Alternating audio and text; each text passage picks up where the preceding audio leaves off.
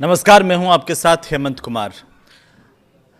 जैसे ही दुनिया में जंग के हालात बने और उसके बाद आपने देखा कि कैसे अमेरिका, इज़राइल, ईरान की इस जंग की वजह से पूरी दुनिया प्रभावित हुई और इसकी वजह से पूरी दुनिया में तेल के दाम बढ़ गए।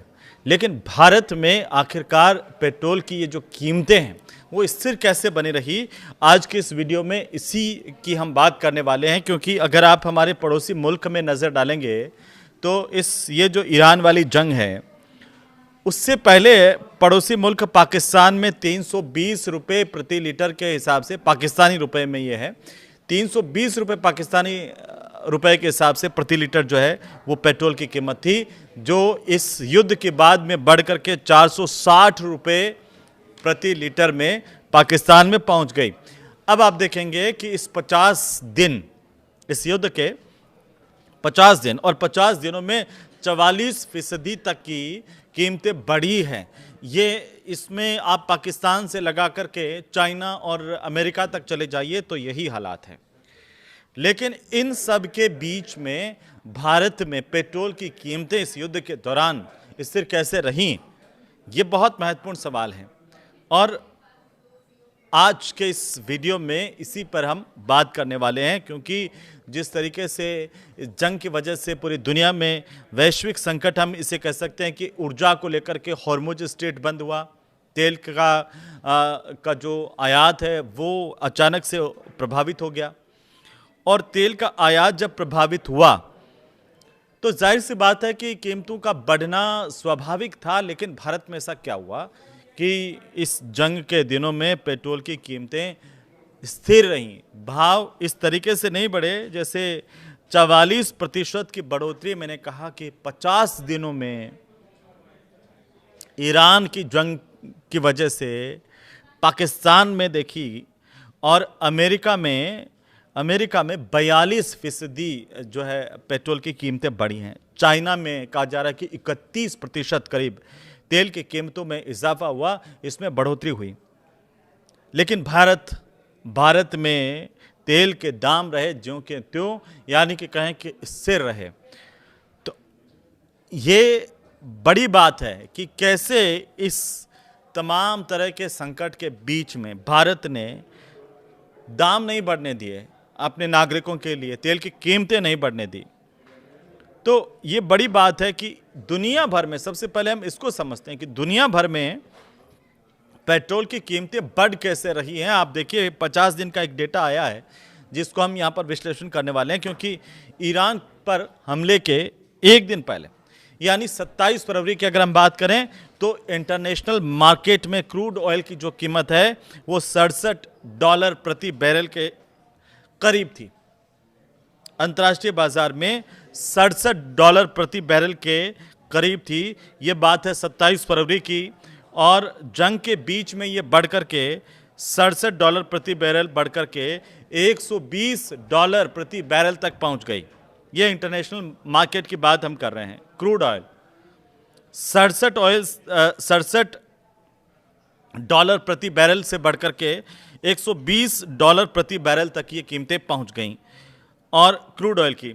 और 21 अप्रैल को ये करीब करीब हो जाती है $87 प्रति बैरल पर।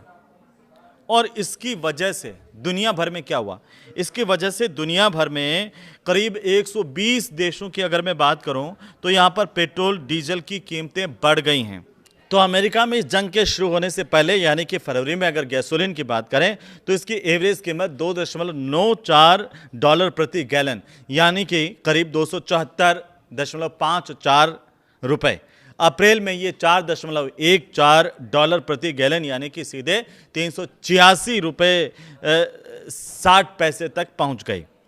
अब मैं एक एक करके उन देशों पर एक नज़र डालते हैं कि कैसे कीमतें बढ़ती चली गईं। ये 50 दिन का वक्त जिसमें भारत में पेट्रोल की कीमतें स्थिर हैं, लेकिन अगर आप देखेंगे फ्रांस में 18% बढ़ोतरी हुई है, ये सबसे कम है। इसके बाद आता है ब्रिटेन जहां पर 19% पेट्रोल की कीमतें बढ़ गई।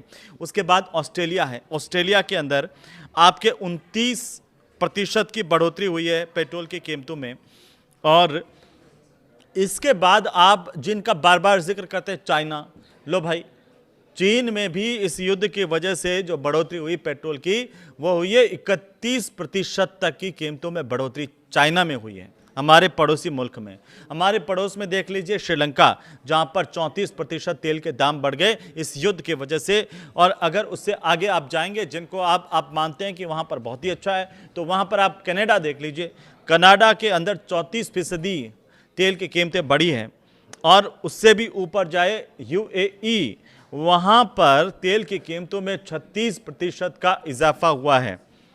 अमेरिका का उदाहरण कई लोग देते हैं, अमेरिका में 42% पेट्रोल की कीमतें बढ़ गई हैं। और पाकिस्तान का तो रिकॉर्ड मैंने आपको सबसे पहले शुरुआत में बता दिया कि 44% पाकिस्तान में पेट्रोल की कीमतें बढ़ी है। अब आपके मन में बहुत बड़ा सवाल है, सवाल यह कि आखिरकार जब भाई सबके चारों तरफ के देशों में और विकसित देशों में भी पेट्रोल की कीमतें बढ़ गईं, तो भारत में ऐसा क्या हुआ कि पेट्रोल की कीमतें स्थिर रही हैं? भारत में पेट्रोल डीजल की कीमतें इस युद्ध के दौरान क्यों नहीं बढ़ी? ये बहुत सारे लोगों के मन में सवाल है। सरकारी नियम है और सरकारी नियम के मुताबिक 2010 से पेट्रोल और 2014 से डीजल को डीरेगुलेट किया गया है, यानी इसकी बिक्री की जो रेट है वो सरकार तय नहीं करती है, बल्कि तेल कंपनियां तय करती हैं। और कंपनियां कच्चे तेल की कीमत, रिफाइनिंग की लागत, सरकार का टैक्स, लागत और अपना मुनाफा सब कुछ जोड़ करके रोजाना एक रेट तय कर देती हैं। ये आप ये भी जानिए कि ये जो स्थितियां 2010 से पेट्रोल के मामले में कही जा सकती है डीरेगुलेशन की और डीरेगुलेट करने की, और 2014 से डीजल भी इसमें डीरेगुलेट कर दिया गया, शामिल कर दिया गया। तो यह हाथ में सरकार के नहीं, तेल कंपनियों के हैं। अब हालांकि तेल की जो कंपनियां हैं वो कितना रेट तय करेगी, इसमें सरकार की दखल भी रहती है। तो इंडियन ऑयल कॉरपोरेशन सबसे बड़ी सरकारी जो है वो ऑयल मार्केटिंग कंपनी है। और इंडियन ऑयल ने एक मीडिया रिपोर्ट ये करी है कि इंडियन ऑयल ने कहा था कि जब उनसे कीमत से जुड़ा हुआ सवाल पूछा गया तो उन्होंने कहा कि ये सवाल पेट्रोलियम मंत्रालय से पूछा जाना चाहिए। तेल संकट के बावजूद भी कीमतें नहीं बढ़ने को लेकर के पश्चिम बंगाल, असम, तमिलनाडु, केरलम और पुडुचेरी के विधानसभा चुनाव से भी कुछ लोग जोड़ करके देखते हैं कि भाई चुनाव आगे इसलिए नहीं बढ़ाई है और चुनाव के बाद बढ़ जाएगी। लेकिन ये बहुत बड़ी बात है, जब हमारे आसपास के तमाम मुल्कों में इस तरह से रेट्स बढ़े हैं तो भारत में इनका स्थिर होना वाकई सरकार की प्रशंसा बनती है इसमें। चूंकि पेट्रोल और डीजल और रसोई गैस ये जो कीमतें हैं उनका सीधा असर आम लोगों पर होता है कि अगर ये बढ़ा दी तो इसका असर होगा कॉमन मैन पर। और इसलिए ये कहा जा रहा है कि ये जो कीमतें नहीं बढ़ाई गई थी, लेकिन इसके इतर जो बात है वो ये है कि सरकार की प्रतिबद्धता थी कि नागरिकों पर इस तरह से ज़्यादा भार नहीं डाला जाए, क्योंकि आप देखेंगे कि ये तेल कंपनियों के हाथ में है, लेकिन सरकार की दखल अंदाजी भी है। तो तेल कंपनियों को भी इसके लिए राजी किया गया सरकार की तरफ से, या उनकी जो कहीं ना कहीं उनको घाटा हो रहा था इंटरनेशनल मार्केट में क्रूड ऑयल की कीमतें बढ़ने से, उसको कैसे पूर्ति की जाए, उस पर भी सरकार की तरफ से सहायता दी गई। और 2014 से लगा करके 2019 तक तेल की कीमतें स्थिर। तो इसलिए कुछ लोग ऐसा कह सकते हैं कि भाई चुनाव के बाद तेल की कीमतें हाइक कर जाती हैं, लेकिन ऐसा नहीं है। और अब अगर आप इसे समझेंगे कि इंटरनेशनल मार्केट में तेल की कीमत बढ़ने के बावजूद भी उसका फुटकर रेट नहीं बढ़ने से तेल कंपनियों को नुकसान होता है, और इसके चलते इंटरनेशनल मार्केट में तेल की कीमतें कम होने पर भी तेल कंपनियों की जो बिक्री है वो बिक्री की कीमतें नहीं घटाती हैं ताकि उनके नुकसान की भरपाई हो सके। अब एक सवाल आप लोगों के मन में आता होगा कि कीमतें नहीं बढ़ती है तो तेल कंपनियों को भी इससे घाटा हो रहा होगा। बिल्कुल हो रहा है। भारत में 3 प्रमुख तेल कंपनियां हैं, इंडियन ऑयल कॉरपोरेशन है, भारत पेट्रोलियम कॉरपोरेशन है और साथ ही साथ HP हिंदुस्तान पेट्रोलियम कॉरपोरेशन है। तो मार्च में कहा जा रहा है, मीडिया रिपोर्ट्स ये कर रही हैं कि मार्च में इन कंपनियों को हर दिन 2400 करोड़ रुपए का नुकसान हुआ है। ऑस्ट्रेलिया की जो मल्टीनेशनल बैंकिंग कंपनी है मैक्चुरी ग्रुप लिमिटेड, उसके मुताबिक एक अनुमान है कि जब कच्चे तेल में $10 प्रति बैरल की बढ़ोतरी होती है तो भारत की जो तेल कंपनियां उनको ₹6 प्रति लीटर का घाटा होता है। और कच्चे तेल की कीमत जब 135 से $165 प्रति बैरल तक होगी तो भारतीय कंपनियों के लिए प्रति लीटर पेट्रोल की अगर हम बात करें तो ₹18 और प्रति लीटर डीजल पर ₹35 का नुकसान होता है। तो घाटा अगर हो रहा है तो सरकार इसे कैसे मैनेज कर रही है, क्योंकि बड़ी जो तेल कंपनियां हैं वो सारी सरकारी नियंत्रण में हैं, तो सरकार इसे कैसे मैनेज कर रही है। तो आप इसे ऐसे समझिए कि भारत में पेट्रोल और डीजल की कीमत तय करने का जो स्ट्रक्चर है वो कई परतों में है, एक उसके चरण हैं कई। मार्केट में कच्चे तेल की कीमत के अलावा क्या होता है, सरकार से लगने वाली जो ड्यूटी है वो भी इन कीमतों पर असर डालती है। और सबसे पहले अगर आप देखेंगे तो कच्चा तेल रिफाइनरी में प्रोसेस होता है और पेट्रोल डीजल में बदलता है और इस पर डीलर का कमीशन लगता है जो ₹2 से लेकर के ₹4 प्रति लीटर तक हो सकता है। और इसके बाद केंद्र सरकार की इस पर एक्साइज ड्यूटी लगती है। अभी पेट्रोल पर 11.9 रुपए प्रति लीटर के हिसाब से और डीजल पर 7.8 रुपए प्रति लीटर के हिसाब से एक्साइज ड्यूटी लग रही है केंद्र सरकार की। फिर भी इसके ऊपर भी राज्य सरकारों की तरफ से वेट लगता है और हर राज्य की तरफ से जो लगने वाला जो टैक्स है वो अलग होता है।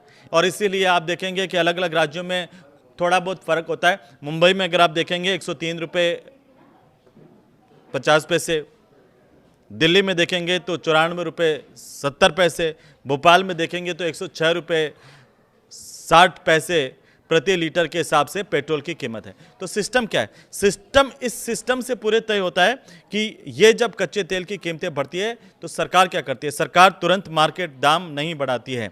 और पहले क्या होता है, एक्साइज ड्यूटी सरकार कम करती है या तेल कंपनियों से कहती है कि थोड़े समय के लिए वो घाटा उठा लें। अभी आपने देखा कि एक्साइज ड्यूटी में कटौती की गई थी और यह कहा गया था कि इससे तेल कंपनियों को राहत मिलेगी, उनका जो घाटा हो रहा है उसकी भरपाई होगी। सरकार यह भी कर सकती है कि तेल कंपनियों को कहती है कि कुछ समय के लिए आप घाटा उठा लीजिए, मैनेज करेंगे इसको। इस घाटे को मैनेज करने के लिए सरकार क्या करती है, सरकार कच्चे तेल की जो कीमत है वो जब भी घटती है तब मार्केट में पेट्रोल डीजल की कीमतें जो है वो कम नहीं करती है और इन तेल कंपनियों को सरकार की तरफ से कहा जाता है कि आपको जो घाटा हुआ था उसकी आप भरपाई कर लीजिए। इस तरह से ये चीज़ें स्थिर होती हैं। और जंग शुरू हुई उससे पहले भारत सरकार ने पेट्रोल पर 21.9 रुपये और डीजल पर 17.8 रुपये एक्साइज ड्यूटी जो लग रही थी उसको 27 मार्च को पेट्रोल डीजल दोनों पर इस एक्साइज ड्यूटी में 10 रुपये घटाए। और इसके बावजूद भी अगर आप देखेंगे तो अप्रैल में तेल कंपनियों को कहा जा रहा है कि हर दिन 1600 करोड़ का नुकसान हुआ, लेकिन सरकार ने इसमें राहत दी और सरकार की तरफ से यह कोशिश की गई कि आम लोगों पर इसका भार नहीं पड़े और इसीलिए भारत में तेल की कीमतें स्थिर रहीं। आप इसे कैसे देखते हैं हमें कमेंट करके ज़रूर बताइए और अगर ये वीडियो आपको अच्छा लगे तो इसको शेयर कीजिए। नमस्कार।